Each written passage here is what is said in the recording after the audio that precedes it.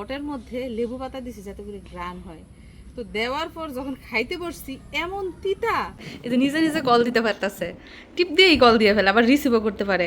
মিশারি বলতেছে ওর পাঞ্জাবি থেকে নাকি ওর বাবার গন্ধ পাচ্ছে। সারাদিনে শুকায় নাকি জানি না, যদি একদম রোদ থাকতো তাও কিন্তু শুকায় যেত। মিশারি দেখো তোমার চাচু সাইকেল চালাইতে পারে। আসসালামু আলাইকুম। আজকের নতুন ভিডিওতে সবাইকে স্বাগত। তো ছুটি কাটিয়ে মিশারির আব্বু চলে গেছে সৌদি আরব। তো আমরা 2 দিন আমাদের বাড়িতে বেড়ানোর পর চলে এসেছি আবার আপন ঠিকানায়, মানে স্বামীর বাড়িতে। তো স্বামীর অনুপস্থিতিতে এইখানে আমাদের মা ছেলের কিভাবে সময় কাটলো এবং সারাদিন কি করলাম সব কিছুই কিন্তু এই ভিডিওতে দেখতে পাবেন। তো মেশিন বন্ধ হয়ে গেছে, কাপড় ধোয়াও কিন্তু শেষ। দেখুন কেমন করে কাপড় ধুলো, এই যে একটু পানিও নাই, দেখছেন একটু পানিও নাই, পুরো পানি একদম চিপে নিগড়ে তারপর মেশিন থেকে বের হয়ে গেছে। এখন রোদে দিলে খুব তাড়াতাড়ি কিন্তু শুকিয়ে যাবে। আর কম্বল ধুলে কিন্তু কম্বল থেকে টপ টপ টপ টপ করে এমনিতেই অনেক পানি পড়ে। তো মেশিনে ধোয়ার কারণে কিন্তু ওই পানিটা আর নাই, শুকাতেও সময় লাগবে না। তো আমি এখন এগুলো নিয়ে রোদে একটু শুকাতে দেব। তো বড় বড় জিনিস কিন্তু 2-1টা দিলেই মেশিন ভরে যায়। আর বড় কম্বল ধোয়া সম্ভব না এখানে। তো 9 কেজিটার মধ্যে বড় কম্বল ধোয়া যাবে না।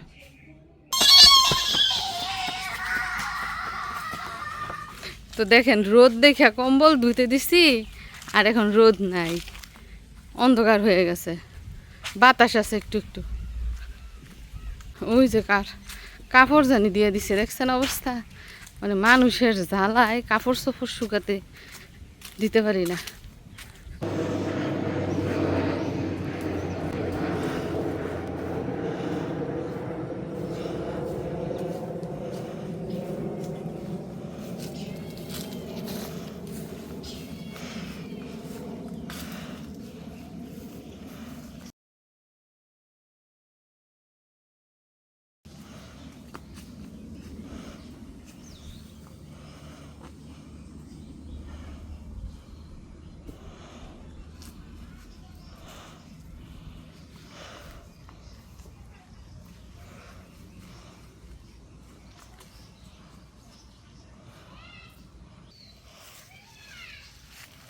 যেহেতু কাপড়ের মধ্যে পানি নাই, আবার রোদও নাই, তো কাপড় আজকে সারাদিনে শুকায় নাকি জানি না, যদি একদম রোদ থাকতো তাও কিন্তু শুকায় যেত। দেখি কি অবস্থা, আবার যদি বৃষ্টি পড়ে আবার দৌড় দিতে হইব এগুলো নেওয়ার জন্য। এই গাছের কলা নাকি ভাত খেয়েছে, এই বাগান থেকে এবার 100টা কলাও খাইতে ভালো। এই মিশারি রোদ উঠছে দেখি, ভাগ্য কত ভালো দেখছো নি, কাপড় নিয়ে আরের মধ্যে দিয়ে আসছি আর রোদ উঠে গেছে। তোমার তোমার গরম উঠে গেছে।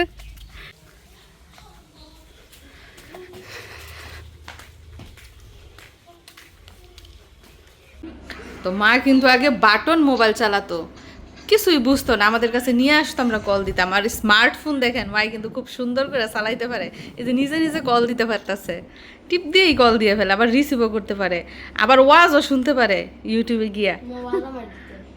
তোমার দিয়ে দিতে হয়, তোমার দাদু আর 1 সপ্তাহ চালাইলে দেখবা সব পানির মতো পেরে ফেলছে।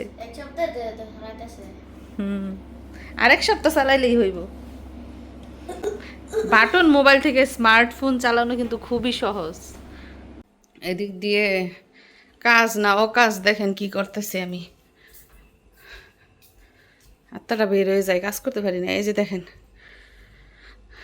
ফ্রিজ অনেক দিন ধরে পরিষ্কার করা হয় না। তো আজকে এই যে রসুন দেখেন, রসুন বের করতে গেছি কিন্তু ওঠে না, একটার সাথে একটা লেগে আছে। তো এই রসুন উঠানোর জন্য সব বের করছি ফ্রিজের, বের করার পরে দেখি হায়রে বরফ জমছে। এখন কি করব, এখন তৎক্ষণাৎ এই যে বরফগুলা পরিষ্কার করতেছি, টাইয়ে ধরছে হাত। টাইয়ে বুঝছেন কি, মানে ঠান্ডা জিনিস বেশিক্ষণ ধরে রাখলে হাতের মধ্যে শক্তি পাওয়া যায় না, এটা হচ্ছে টাইয়ে কয়। যাই হোক, পরিষ্কার করতে মনে হয় 10-15 মিনিট লাগবে, কইরে তারপরে এই যে ফ্রিজের জিনিস দেখেন ওই ফ্রিজ থেকে এই ফ্রিজে কিছু জিনিস ট্রান্সফার করছি, ওইগুলো আবার গুছায় রাখতে হবে। মানে আমি চাই কাজ সহজ করতে, কিন্তু কাজ আমাকে ছাড়ে না, কাজ শুধু আমার সামনে পড়েই যায়। তো যাই হোক, বরফগুলো সব সরিয়ে তারপর আবার সুন্দর করে মুছে ওইগুলো রাখতে হবে।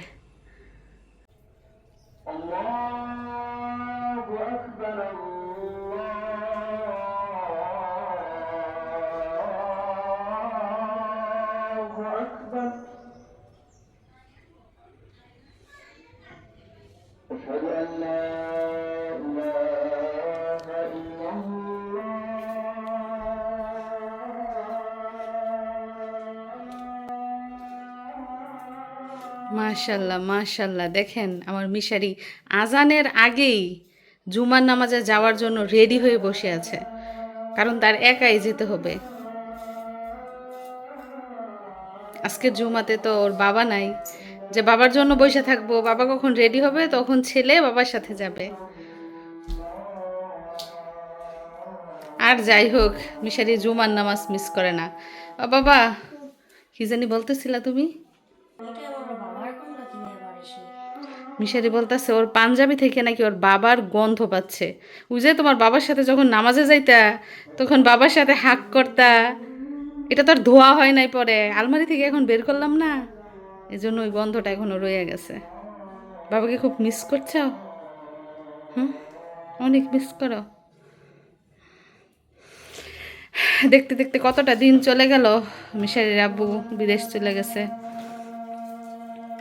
কি টাকা নিয়ে যেতেছো নাকি? কি গো বাবা?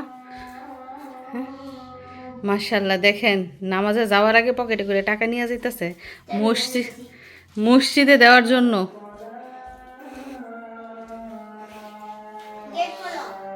সাইকেল নিয়ে যাবা? সাইকেল তো হারাই যাবো বাবা, কত মানুষ জুমাতে আসে।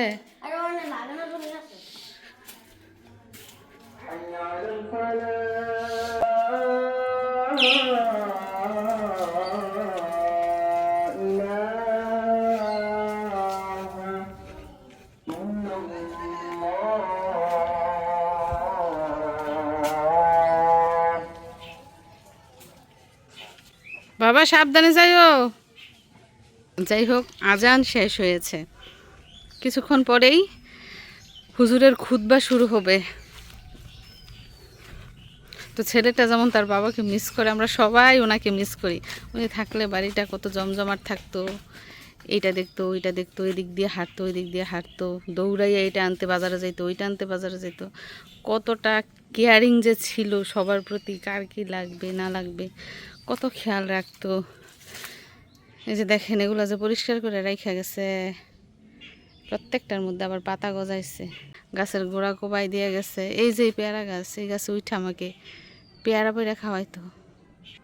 দেখেন গাছে এখনো পেয়ারা রয়ে গেছে, কিন্তু পেয়ারা পেরে দেওয়ার জন্য যে মানুষটা উনি নাই। এই যে ফুলাফাইন গাছে যে উঠতেছেন, পইরা গেলে কিন্তু হাত পা ভাঙবো। এই যে কি গাচ্ছা, কি গাচ্ছা, কিরকম করে গাছ উঠা যায়। আমার বলা হয়তো জীবনে উঠতে পারবো না। এই যে থেকে লাভ দে আল্লাহ।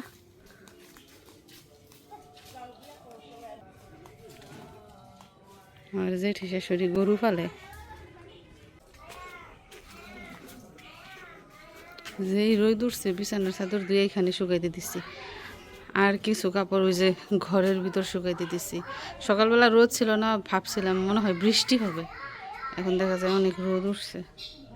রান্নার সময় হয়ে গেছে, কি রান্না করা যায়, কি রান্না করা যায় বলেন তো?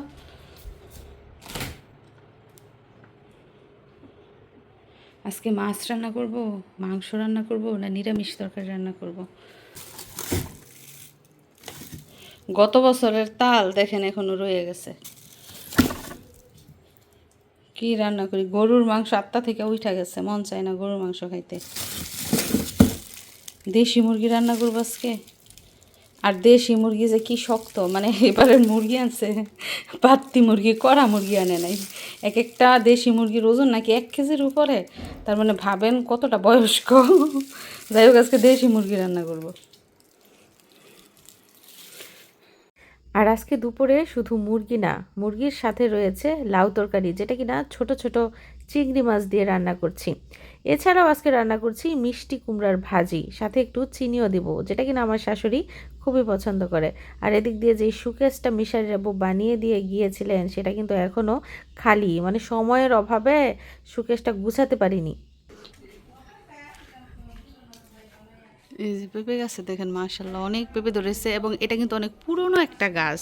পুরনো গাছ ঝড় তুফানে একদম বাঁকা হয়ে গেছে। এই বাঁকা গাছটা এই যে মিশারিরা বইবার এসে বাঁশের খুঁটি দিয়ে দিছে, এবং মাশাল্লাহ এত পেঁপে ধরছে দেখেন। ঢালপালা ছাড়ছে, ওই জায়গায় এক ঢাল, এই জায়গায় ডাল, এই জায়গায় ডাল, আরেকটা ডাল ওই যে কঞ্চির ঢাল ছিল ওইটা ভেঙে গেছে। মানে এই গাছ থেকে পেঁপে পাইরা কত মানুষের যে দিল, নিজেরা খাইলাম। এরপর মাশাল্লাহ অনেক পেঁপে রয়ে গেছে। ওই যে সুপারি গাছে সুপারি দেখতে পাইতেছেন, দেখছেন? এবার নাকি অনেক শিলাবৃষ্টি হয়েছে দেশে, ওই শিলাবৃষ্টির কারণে সব সুপারি নষ্ট হয়ে গেছে। আর এই যে মরিচ গাছটা দেখতে পাচ্ছেন, যখন আমি সৌদি আরব যাই, এই যাওয়ার আগে গাছ লাগাই রেখে গেছি। অনেকগুলো গাছ ছিল ওই দিক দিয়ে, সব মারা গেছে, একটা গাছ রয়েছে। এই গাছের মধ্যে এবার আমরা আসার পরে ফুল ধরছে। ফুল থেকে দেখেন থোকায় থোকায় মরিচ ধরছে মাশাল্লাহ। এই মরিচগুলো কিন্তু অনেক ঝাল। এগুলাকে কি বলে জানেন? ধান্না মরিচ মনে হয়, না ফুটকা মরিচ। এই যে একটা তেজপাতা ছাড়া দেখেন, আমি যাওয়ার আগে, সৌদি আরব যাওয়ার আগে এই গাছটাও লাগাই রেখে গেছিলাম। এইটাও মাশাল্লাহ বড় হইতেছে, মানে এতটুক ছোট্ট ছিল যখন লাগাইছিলাম, এতটুক ছোট্ট, ওইটা অনেক বড় হয়েছে না। আর এদিক দিয়ে চুলার মধ্যে রান্না বসিয়ে রেখে এসেছি। 2 রকমের তরকারি রান্না হয়ে গেছে, এখনও 1 রকমের তরকারি রান্নার বাকি রয়েছে, তবে কাটাকাটি গুছানো সবই কমপ্লিট করেছি। ওই কে আইসা পড়ছে রে? আমার বাবাই সালাদ আদায় করে আইসা পড়ছে নাকি? শোনো শোনো শোনো, আজকে হুজুরে কি বয়ান দিল? মা বাবা নিজের পরিবার থেকে বেশি, ভাই বোন থেকে বেশি আল্লাহ এবং তার নবীকে ভালোবাসার জন্য। নিজের পরিবার থেকে বেশি, মা বাবা ভাই বোন থেকে বেশি আল্লাহর নবীকে ভালোবাসতে হবে। তুমি বুঝতে পেরেছো এর মানে কি? তুমি কাকে বেশি ভালোবাসো? বাবাকে ভালোবাসো। হুজুরা তো বইলা দিল বাবার থেকে বেশি নবীকে, আল্লাহকে ভালোবাসতে হবে। এখন তুমি কোনটা মানবা? হুজুরের কথা মানবা না তোমার নিজের কথা মানবা? তোমার সে বাবাকে বেশি ভালোবাসবো। দুটাকেই ভালোবাসতে হবে, আল্লাহকেও ভালোবাসতে হবে, রাসূলকেও ভালোবাসতে হবে, বাবাকেও, মাকে, পরিবারকে, সবাইকেই ভালোবাসতে হবে। বুঝতে পারছো? মা কিসের গন্ধ বেরোচ্ছিল? কিসের গন্ধ বেরোইছে? তুমি খাবারের গন্ধে ঘর থেকে চলে আসছো। দেখে যাও কি রান্না করছে মা। মা দেখে একটু গরম গরম। কি পুরানো স্বাদের গন্ধ এটা। পুরনো স্বাদের গন্ধ? কি রান্না করছি চলেন দেখি। তোমার জন্য আমি দেশি মোরগ রান্না করেছি, আলু দিয়ে ঝাল ঝাল ঝোল তরকারি। বাবা তুমি ঝাল খেতে পারবা? তোমার মায়ের যে ঝাল পছন্দ, এর জন্য একটু ঝাল দিয়েছি আজকে।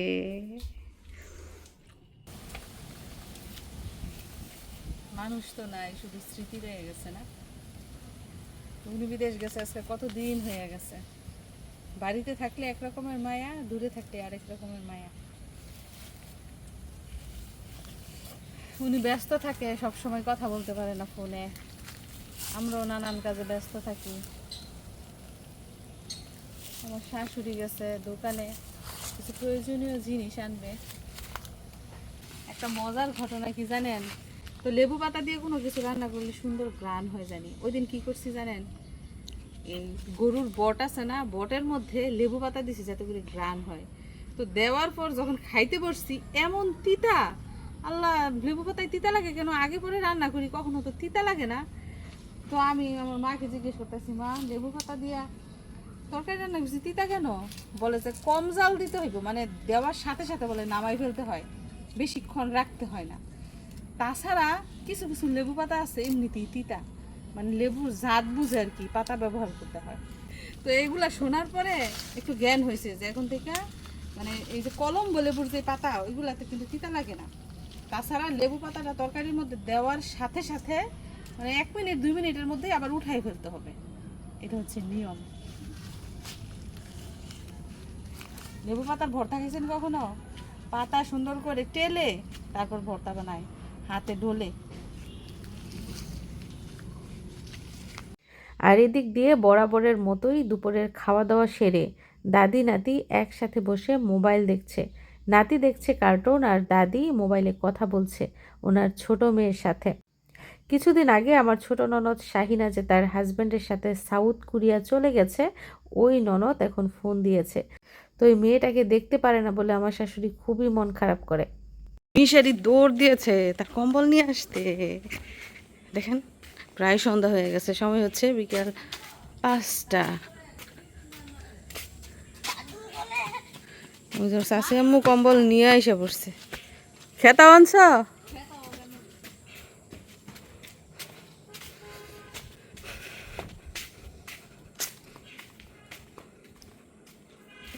দেখি দেখি মিশারি কম্বল শুকাইছে নি? হ্যাঁ দেখি দইরা,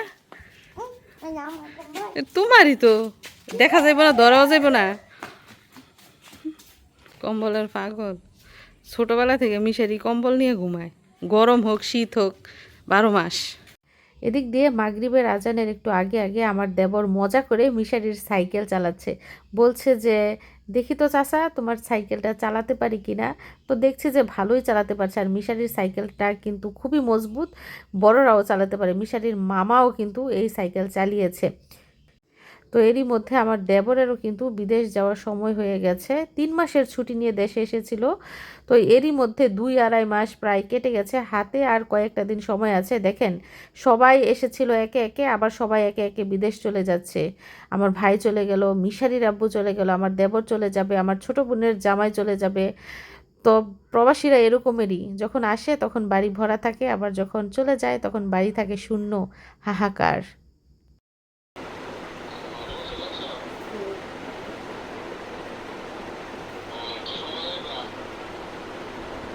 আজকে যেতাম না, শুক্রবার শনিবারে যাবো। তাছাড়া এদিক দিয়ে মিশারির মামা মানে আমার ছোট ভাই সুজনও ফোন দিয়েছে সৌদি আরব থেকে। তো ভাগিনাকে না দেখতে পেলেও প্রায় সময় আমার ভাই ফোন দেয় এবং নানান বিষয়ে কথা বলে। তো আমাদের বাড়ি থেকে এসেছি গতকালকে, আর আজকেই আমার ভাই আবার বলছে যে আবার কবে যাব, শুক্রবারে যেন চলে যাই। মিশারির স্কুল বৃহস্পতিবার পর্যন্ত চলে, শুক্র শনি 2 দিন বন্ধ, যাতে করে আবারও যাই। তো আমার ভাই বোনদের প্রতি খুবই কেয়ারিং, আর আমরা বোনরাও কিন্তু ভাইকে খুব ভালোবাসি, কারণ আমাদের একটা ভাই। তো সময় এখন সন্ধ্যা 7:30। আমার মিশারি দেখেন রেডি। কেন রেডি তুমি? এটা খাওয়ার জন্য? এটা খাওয়ার জন্য সে নিজে নিজে ফ্রিজ থেকে দুধ বের করেছে, সেটা ভিজিয়েছে। আমাকে বলতেছে মা আমাকে একটু দুধ রান্না করে দাও, আমি চকো খাবো। তারপরে এই যে দুধ জাল দিয়ে চকো বানিয়ে দিলাম। তো এই খাবারটা মিশারির খুবই পছন্দ। শোনো, খেয়ে তাড়াতাড়ি পড়তে বসতে হবে, ঠিক আছে? 5 মিনিট টাইম। আরে টোস্টোসা পেয়ারাটা এত আলসে, আমি কাটার আলসে, আর পেয়ারা খাওয়া হয় না।